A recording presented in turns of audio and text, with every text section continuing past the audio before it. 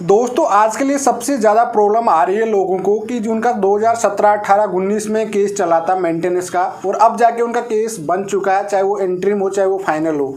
लेकिन एक्चुअली में क्या है कि उनका इंटरिम है जो 5,000 6,000 का ऑर्डर पास हुआ कि आपको 5,000 महीने का देना है, लेकिन कोर्ट ने उसके साथ में डेट ऑफ एप्लीकेशन 2016 की या 17 की जो डेट थी वहाँ से एरियस बना के 2-3 लाख रुपया उसे बता दिया कि आपको ये एरियस का रूप में देना होगा।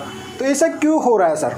देखो आपको मैं एक बात समझा देता हूँ बहुत अच्छे से। अभी रजनीश वाला एक नया रजनीश वाला जजमेंट आया था जिसमें सुप्रीम कोर्ट ने एक रूलिंग दिया था, जजमेंट भी दिया था। उसमें आपको पता ही होगा कि डेट ऑफ एप्लीकेशन से जिस दिन से एप्लीकेशन लगेगा मेंटेनेंस उस दिन से ही देना पड़ेगा। जी हाँ, अब जजमेंट आ गया, रूलिंग आ गया, चाहे पुराने केस थे चाहे कोई से भी केस थे, सभी केसों में आपको डेट ऑफ एप्लीकेशन से देना पड़ता है। जैसे 2018 से आपका केस चल रहा है, अब जाके उसका मेंटेनेंस बना है, ठीक है, तो आपको 2018 का जो एरियस बना है, जैसे कि आपका 5,000 बन गया तो 2018 से लेके अभी तक का 2 या 3 साल हो गई।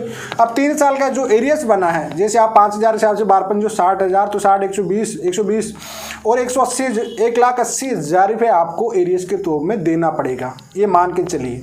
तो एरियस आपको छूटेगा नहीं भैया, एरियस आपका बन रहा है। और लोगों को बड़ा शौक हो रहा है कि यार ऐसे कैसे हो गया भाई। ये डेट ऑफ एप्लीकेशन से सुप्रीम कोर्ट ने बोल दिया ऑलरेडी कि जब से आपकी एप्लीकेशन भले कितना ही टाइम लग जाए तो आपको डेट ऑफ एप्लीकेशन से मेंटेनेंस देना ही पड़ेगा।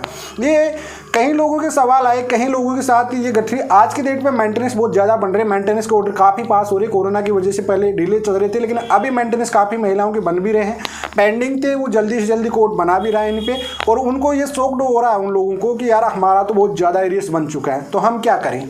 कुर्की का ऑर्डर भी कई लोगों के तो पास आ चुका है कि आपको एरियस तो देना ही पड़ेगा।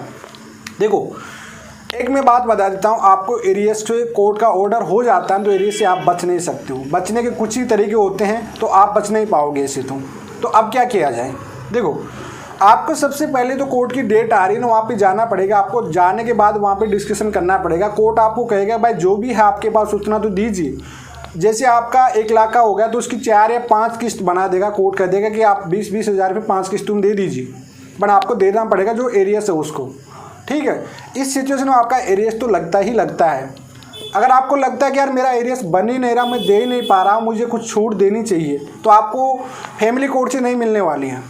आपको जाना पड़ेगा हाई कोर्ट में, रिवीजन में जाइए या स्टे पे चले जाइए। आप वहाँ पे जाके 20, 30, 40% जो भी आपकी किस्मत में है, जितनी भी आपको छूट मिलेगी वहीं पे मिलेगी कि साहब मैं एरियस देना चाहता हूँ, लेकिन इतना पूरा नहीं दे सकता, मेरी कैपेसिटी है नहीं, कोरोना वजह से जॉब चली गई है, जो भी आपके पास रीजन है। आपका 50% करना, जो भी करना है एक साथ ही मुफ्त जमा कर दीजिए, आपका एरियस खत्म हो जाएगा। जो आपका 5,000 6,000 बना वो महीने के हिसाब से आपको देते रहना है। या फिर आप वहाँ पे एक काउंसलिंग ले लीजिए या लोक अदालत में आपका मुकदमे को लेके आ जाए। वहाँ पे बैठ के आप इसको वन टाइम एलिमिनी के बेस पे जाइए कि भाई हमको ले दे, क्योंकि हमारे 490 टाइप के केसेस चल रहे हैं, ठीक है। तो इससे बेटर है हम लोगों को म्यूचुअल में जाए, इनका विड्रॉल करें, या तो इनको साथ रहना तो रहे, नहीं रहना है तो बिल्कुल साथ में जो भी केसेस इनको विड्रॉल करें, म्यूचुअल में वन टाइम पे डिस्कशन करें और ख़त्म करें, डाइवोर्स म्यूचुअल पे जाइए। यही ऑप्शन होता है यार इसमें, और ज़्यादा कोई ऑप्शन नहीं होता। आपको एरियस से बचने के लिए, इन चीज़ों के लिए बचने के लिए आपके कोई भी ऑप्शन नहीं है। या तो आपको हाई कोर्ट जाना पड़ेगा, रिक्वेस्ट करना पड़ेगा, प्रॉपरली कन्विंस करना पड़ेगा जज साहब को कि साहब मेरी सिचुएशन ऐसी है कि मेरी जॉब जा चुकी है प्रेजेंट में, ये कंडीशन है, मैं इतना एरियस नहीं दे सकता हूँ, अगर आप मुझे रिलीफ दे रहे हो तो मैं कहीं ना कहीं से इसको 50% तक मैं पहुँचा सकता हूँ। 50% का रिलीफ आपको कोर्ट से उम्मीद रखिए, हाई कोर्ट से, फैमिली कोर्ट से मत रखिए। या फिर आपको बिल्कुल ही ख़त्म करना सब कुछ को, तो फिर आपको सबसे पहले उनको म्यूचुअल में जाके लोक अदालत में या फिर हाई कोर्ट के काउंसलिंग लेके वहाँ पे बैठ के ख़त्म करना, म्यूचुअल में सभी केसों को विड्रॉल करना है। कहीं पर क्या होता है कि इंट्री मेंटेनेंस बन जाता है आपका, लेकिन केस आपके अदर केस पेंडिंग चलते रहते हैं। तो उससे बचने के लिए भैया आपको कुछ ना कुछ तो अप्रोचिंग अपनाना ही पड़ेगा, और एंड में लोक अदालत या फिर हाई कोर्ट की काउंसलिंग में जाके इन मैटरों को ख़त्म ही करना पड़ेगा।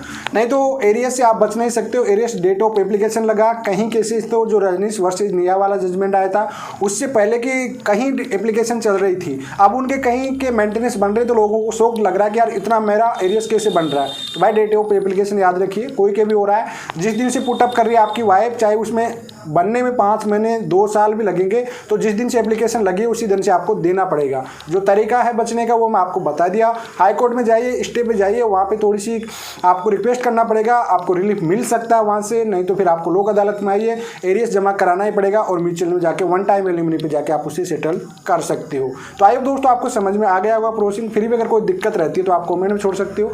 चलिए आज के लिए इतना ही। जय हिंद, वंदे मातरम दोस्तों।